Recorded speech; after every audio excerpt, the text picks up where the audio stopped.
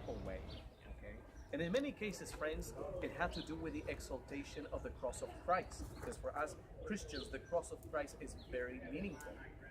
But from a historical perspective, friends, what we normally see in the movies is not historically accurate. In fact, the opposite is what we see both in the Bible and also what we see in extra biblical sources. We see, for instance, in the Bible, in Matthew 27 and Mark chapter 15, that the crosses were put by the side of a road. Okay?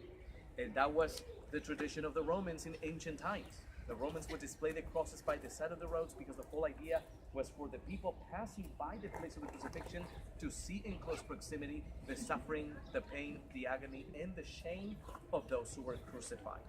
In fact, there was a Greek historian from the time of the Emperor Caesar Augustus. His name was Dionysius Hilarcanassus. He tells us, and he described the places that would have been used by the Romans for their crucifixions, and he tells us that the crosses were located outside the city and by the side of the roads, okay?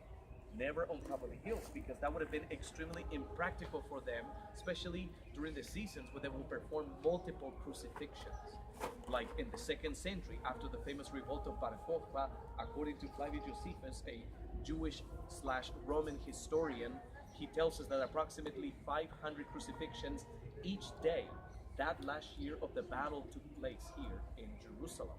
Now you have to picture all of the major roads surrounded by crucifixions. So displaying crucifixions on top of hills wouldn't have been the case in ancient times, okay?